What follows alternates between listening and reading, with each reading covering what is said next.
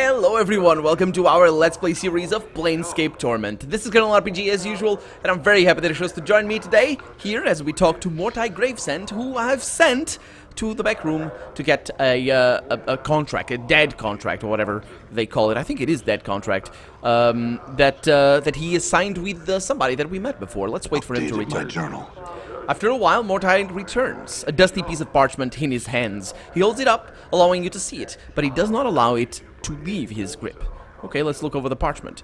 There it is, sir. Angiar, very somber fellow, was quick to sign. He clucks his tongue. And now a much richer fellow. You glance over the contract. He looks genuine and very official. Very well. It all looks in order. Mortai puts the contract away, and you notice he tucks it into his robes instead of putting it in the back room. Mortai clucks his... Well, it's a good thing because I'm gonna need to annul that contract, but yeah, we'll see. Mortai clucks his tongue. Does that matter? Does that answer your question about the contract? Can I see Angiar's contract again? Mortai reaches into the folds of his robe and holds up the contract for you to look at it. There it is, sir. Angiar was made very... Okay, so it goes back to the same... Okay. I would like to settle that contract. Mortai looks wary. I'm afraid that is impossible. The contract is signed, settled, and binding. Okay, it's causing... Okay, so this is an interesting appeal. Better than this one, most definitely. Is there any way I might be able to settle? No. Bluff? Truth? I suggest you hand over. I'll butcher you. Where is that? No. Let's go with this one. The contract is tearing the man's life apart. It is causing him distress. It is possible that he may not even be able to approach the true death with such emotions churning in his mind. Mortai chews it over for a moment. It looks like you've negotiated him into a corner. I cannot, he says. It is a matter of law, my friend. Besides, the burden lies upon the signer to overcome his own feelings in order to reach the true death. I cannot... And I am gonna interrupt him. Okay. It's a thing we don't often do in video games, but that's okay. Let's see. You've got a bluff. And we got this one. So what you're saying is that you'll deny him the true death for the sake of a piece of parchment. Mortai sighs and holds up his hands as if to placate you. Look, it's not how you are making it out to be. Well, you obviously hold the philosophy of the dustman in contempt to a damn man's soul, over a piece, or to damn a man's soul over a piece of paper. Do other members of your faction know of your conduct in this regard? If not, they soon will. Mortai glares at you for a moment, opens his mouth, closes it, then opens it. By the nine hells, he reaches into his robes and throws the contract at you. Here, he sniffs disdainfully. All for immense peace of mind. Now be gone. Yeah, I will leave, for now. Farewell, Mortai. Okay. So, doing quests. Good stuff, good stuff. What do we have around here? We have Dustman, we have Awaiting Death, and we have Noroki over here. Old Copper Eyes as well. Let's have a chat with this Dustman over here. Greetings. There we go. Nothing. As I expected, really. So let's have a chat with Awaiting Death. Before you is a young dustman with stubble on his chin and dark circles beneath his eyes. He is staring at the wall with a somber expression. Greetings. The dustman doesn't look up. He stares straight ahead as if he is seeing something several leagues beyond the walls of the bar. Can I ask you some questions? The dustman doesn't respond. He keeps staring into the distance. Mortai says, alrighty then, he hisses at you. Let's go, Chief. This dusty might as well be fertilizer. Well, fair enough. Let's get out of here. As you turn to leave, the dustman suddenly speaks, his voice barely a murmur. You have to strain to hear the words. You think he said something about wanting to die. What did you say? The boy's expression does not flicker. Do you want to die? He asks.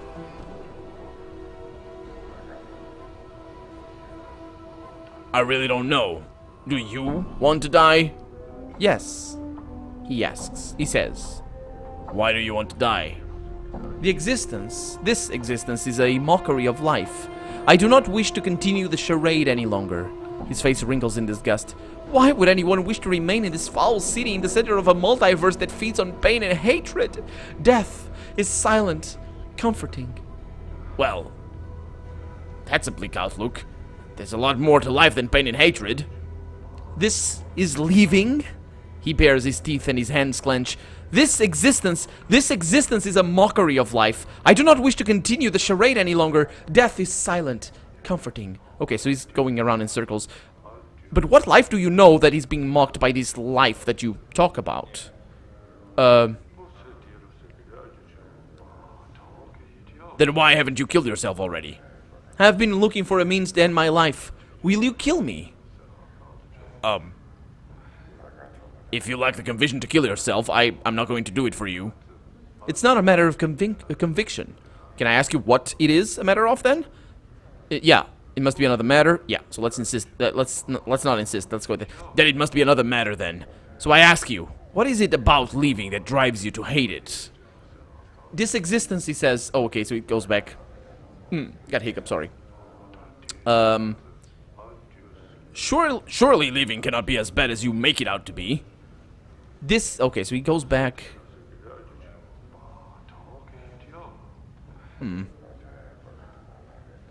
Trust me, it's not. The boy seems irritated by the comment. And how do you know? I've seen what lies beyond death. The boy stares at you. You are speaking truthfully. He looks at you in amazement. What is there? What did you see? I lay on an island adrift upon an ocean of great darkness. The island was formed of shadowed stones, but the stones were not stones, for they murmured and whispered to me in a speech I could not understand. There's no silence there, no comfort, and the chill burrows beneath the flesh and sinks into the bone. There is no difference. He looks down at the floor and chews his lips with a strange expression. Beyond the shadow of this existence, more misery awaits. There is no oblivion, no cleansing, nothing changes. The planes rotate and nothing ever changes. Well, except you. You can still change. That's actually a very good point in here. The fact that you maintain this outlook upon existing, because that's what living means, it's just existing. Of course, you could be more metaphysical about that in this game or whatever. But if he has this outlook based on real life, then of course death is going to be terrible to him. I mean, it's not going to live up to his expectation anyway. He scoffs. Nay, I've tried. Repeatedly. If you believe then, then it will be true. It is more than belief. It is reality. His gaze turns dark. Have you seen this city? It rots, and everything within it rots with it. There is no hope. Nothing to strive for. Everything is stained and darkness and shadow. Well, what about your beliefs as a dustman? Yeah. Isn't that a worthy enough goal? He nods. The dustman philosophy is a worthy goal. Else I would not have become a dustman. Let's see. You are too eager to reach oblivion. Okay. According to the tenets of the dustman, that very eagerness to reach the true death will keep you forever from it. Oh. If that is true, then it might be the reason why I can't kill myself, or why I can't die. Perhaps this is the life of pain and misery, but if you focus on your beliefs on that which is of value to you, then they shall help you work past it. I think this appeal to his I suppose education might be a little bit better. So let's go with this one. Heed this. You are too eager to reach oblivion. According to the tenets of the dustman, that very eagerness to reach the true death will keep you forever from it. He snarls. You sound like one of the factors. They never cease lecturing me. They are correct to do so. They have only your wish to die at heart.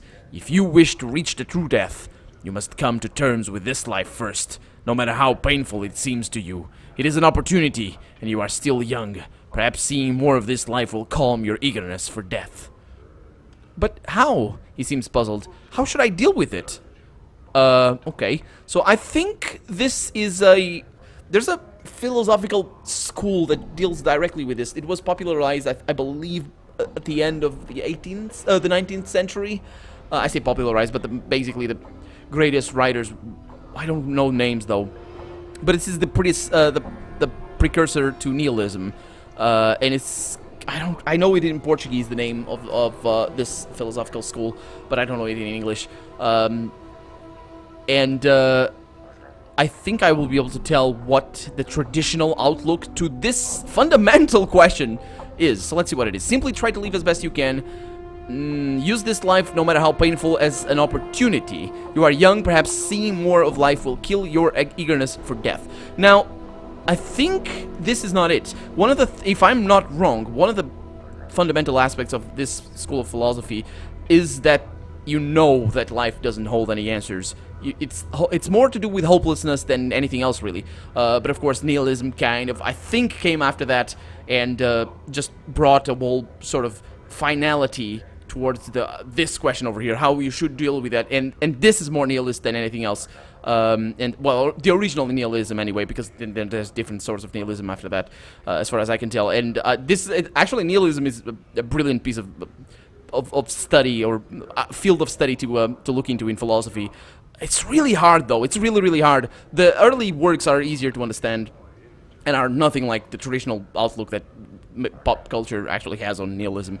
It's more, I don't know, it's very interesting. I haven't read any books, per se. I've read books about the books, but it just goes over my head. Most of the stuff is just really, really complex. Endure this life. That's the suffering. That's what it is, I think. You endure. Yeah, I think this is the one. It makes more sense. You must endure this life. In enduring, you will learn to let the pain and misery wash over you. Soon, they will not affect you at all, and then you will begin to make progress towards the true death and the oblivion you seek. Yeah, I believe this is the traditional outlook anyway. So I'm gonna go with it, even though if I wanted a little bit of progress here, I would go with that one. It sounds a little bit wishy-washy, really, even the saying this, so I'm gonna go with this second line. The boy falls silent, thinking. Eventually he turns back up to you. Your words carry weight, sir, and a fresh perspective. I will do as you have said. That is all I ask. Leave, grow old, and learn. Farewell. Huh. That end, last sentence right there was interesting. This was the key I was looking for before. Pretty cool. Pretty cool. Very cool. And now I'm beginning now to finally really comprehend something that was said about this game when it came out, and actually was developed as that. This is Dungeons and Dragons for philosophers. And I'm sorry, but I'm not very well educated in the matter. I wish I was. That'd make a brilliant Let's Play. Maybe in a few years. Maybe I'm gonna dedicate to reading about philosophy and educating myself, at least in one-on-one stuff, really, because you know it's common to see like people criticize would-be philosophers for only having a cursory knowledge of what the philosophical matters they discuss actually comprehend, but actually knowing if there's one thing I have learned from studying history, because I majored in archaeology, is that if you have a cursory outlook over the fields that you're studying, it actually allows you to make up theories in a better way, and it prevents you, theories and interpretatory theories more than anything, and it prevents you from being bottlenecked or from being trapped in a specific rhetoric or anything, because it's very easy when you study just a single field of study. It's very easy for you to just see it from that perspective. I really do believe that it's a fundamental flaw in our brain. It allowed us to survive because of that, but we're really narrow-minded when we focus on something, because that's what focus means. It means narrowing your thing. It's like it's the nature of us. So for me, I really do believe that knowing a little bit of everything and having a cursory understanding of all the things really helps. And I can only imagine that this game is also a cursory take on all the philosophical currents that it will hopefully engage on. What's the hold up? Shut up, I'm talking. Let's play. It's what the hold up is. So yeah, I can only imagine that this game will also have just a cursory outlook on all the things, because I can't imagine that Chris Avellone was a brilliant philosopher at the time, and I really know that he wasn't, at least not a published brilliant philosopher anyway. Oh, come on, and even if he was, it would be... You shake a leg. It would be about specific fields, right? And portraying a specific outlook. Anyway, that's just my 2 cents there. But maybe in 10 years, I'll do a second Let's Play of this game, where I can discuss all the philosophical things and all that, and I'll be much better. Shake a leg. Let's go, let's do this. You shake a leg. You see a spindle-thin dustman in dirty black robes. Oh, and by the way, just saying, if you like skipping this stuff when I talk, I'm fine with that. You can skip the thing. If you don't like hear me talking about nonsensical stuff, just skip it. It's fine. Don't worry. Don't think it as an affront to me, and don't think it as an insult or anything. It's just you're playing your video. This is your video that you're watching right now, so you do with it as you see fit. And if you did listen to me, thank you. If not, that's not a problem at all. Anyway, you see a spindle-thin dustman in dirty black robes. His stiff black hair springs forth from his skull like a crown of spikes, and his leopard-white skin is drawn sharply across his skull. Oh boy. He is frowning into his drink and mumbling to himself. Naroki. We have heard of this guy. Was this the guy that had something like a contract or something? Greetings. The dustman looks up, blinks once, then looks you up and down, studying you. As he studies you, he takes one of his spiked locks and points at himself with it. Naroki. Initiate. Dustman. Guard. I'm here about the posting outside. The dustman looks you up and down. Many troubles have I. Help can you. A mausoleum awakes. The dead walk. The dead disturbed. The dustman disturbed. Yeah, I killed a few. Yeah. Find out what disturbs the undead, and copper coins will I pay. Very well. Where is this mausoleum? My journal. The Naroki nods. Mausoleum by Dustman Memorial. Go north and west from Black Monument. Go to... excuse the hiccup. Go to arc in a semicircle over your heart with this finger. This make. He wiggles the index finger on his right hand. To the mausoleum you will go. I'll look into it then. Farewell. Okay, so he doesn't really answer questions. I'm not gonna press on that. Let's just talk to all the Dusties in here. This one is not gonna say much. Of course not. And we have a zombie bodyguard and somebody...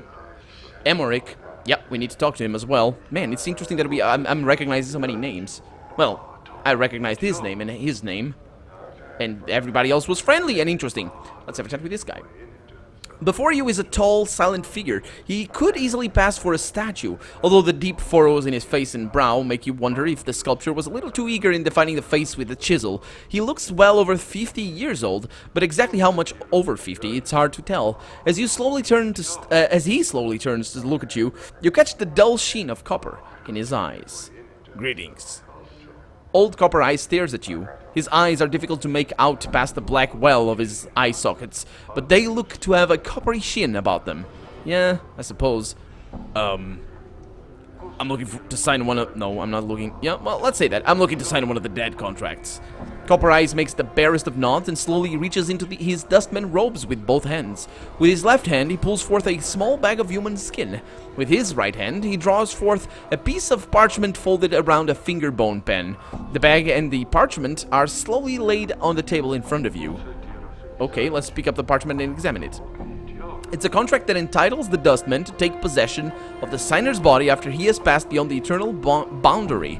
The signer, in exchange, receives a monetary sum, from the Dustman, agreed upon at the time of signing. You assume the sum in the bag is the amount you will receive for signing the contract. Okay, let's examine the bag then. The bag is full of coppers. There looks to be about 100 in there. Okay. Yeah, I've changed my mind. Farewell. Copper Eyes says nothing, simply reaches for the bag and the parchment and draws them into the folds of his robe. Okay, I actually wanted to have some question or ask him some questions, but he says nothing. Okay. I'm not going to sign these contracts because I really don't want to have these guys coming after me each time I die for some reason or something like that. I'd rather not scam anybody. Even the guys that did try to kill me just for being alive, effectively. Well... other reasons, I suppose, but let's have a chat with these guys. The zombie gazes at you with vacant eyes. His lips have been stitched closed, and the bandages are wrapped several places around his body. The faint smell of alcohol emanates from the corpse. Interesting. Huh. Interesting that it's alcohol this time around. You look lost, sir, says the other guy. Okay, these guys don't have anything for me. He's got a chair. You see that? Let's have a chat with him. You see a heavy-set man with dark skin and grim features. He is dressed in dustman robes and is regarding you with a stony gaze. Greetings. You have the look of one lost. The man's voice is like stone settling. Oh, I can't make that. Did the wind send you, or are you here with purpose? Who are you? I am Emmerich, Factotum, an initiate of the Fourth Circle. Is this your bar? If you measure ownership in copper, this is not my establishment. If you measure ownership in spirit, it is mine. He pauses as if trying to emphasize a point. The dustmen here are my students. They are under my protection. Can I ask you some questions? And he waits. Okay, I can go with the... Is this your bar? Oh, look at that. Still has the drag and drop thing from Beamdog's engine, I suppose. It's Beamdog's, I think it is. Beamdog is of course, the company that develops the enhanced edition versions of Baldur's Gate 1 and 2. This one, Icewind Dale 1, and I think they are working on Icewind Dale 2 as well, but it's a little bit of a trickier conversion because it doesn't use the same engine that Icewind Dale 1 used, so it's a completely different game, effectively. And I don't think they have access to the source code or something like that. Anyway, can you tell me about the Dustmen faction? Dustmen seek the true death. Some call it oblivion, but this is incorrect. To Dustmen, the true death is freedom from the chains of false life. False life.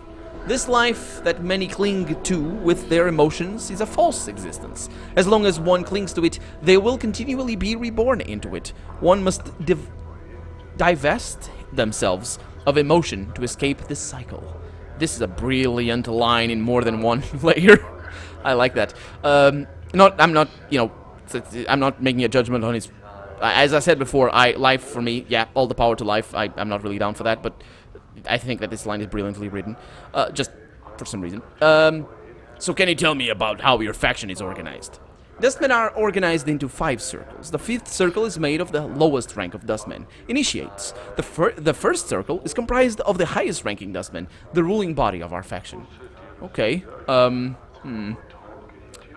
I would like to join the Dustmen faction. If you desire to join the Dustmen faction, I will hear your request.